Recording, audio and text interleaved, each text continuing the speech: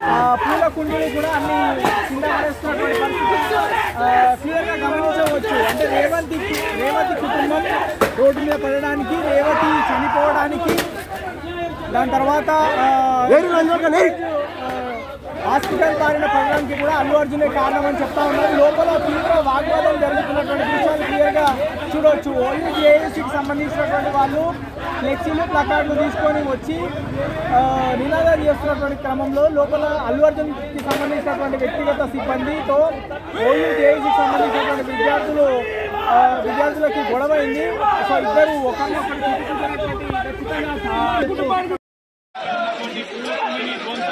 అల్లు అర్జున్ నివాసంలోకి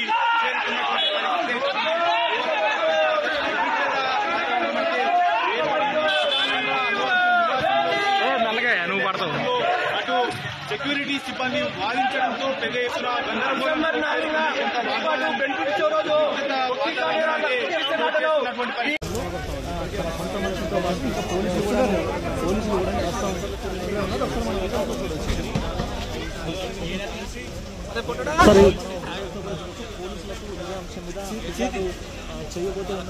ప్రధానంగా జరిగినటువంటి దాడి కావచ్చు, తర్వాత లోపలికి ఓయో చేసి నాయకులు చొరబడి అల్లు అర్జున్ సంబంధించిన కుటుంబ సభ్యులు బయటికి వెళ్తున్నటువంటి విషయాలు మనం రిజల్ట్స్ చూడొచ్చు. ఇక్కడి నుంచి వెళ్తుంది మనం రిజల్ట్ చూసినటువంటి అంశాన్ని బట్టి ఈ దాడి జరిగినటువంటి సమయంలో అల్లు అర్జున్ కుటుంబ సభ్యులు లోపలే ఉన్నారు.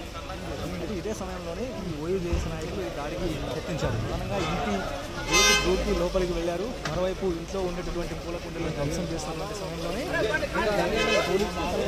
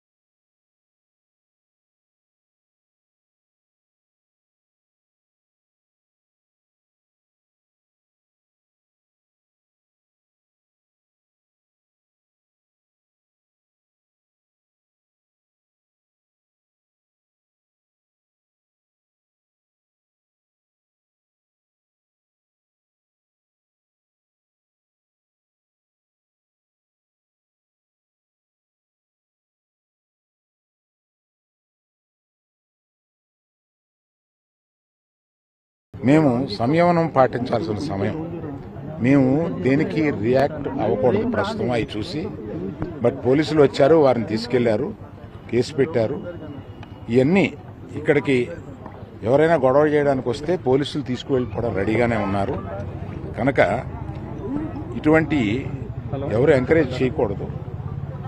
అయినా నేను చెప్పేది ఏంటంటే, మేము ఇప్పుడు దాని మీద రియాక్ట్ అవడం కానీ, ఈ మీడియా మీరు వచ్చారు కదా అని ఏదో మాట్లాడడం కానీ జరగదు. మేము ఇప్పుడు సంయమనం పాటించాల్సిన సమయం, అందుకని అదే పాటిస్తున్నాము. దయచేసి law it will take its own course. వాళ్ళందరినీ తీసుకుని వెళ్లారు, కేసు పెట్టారు.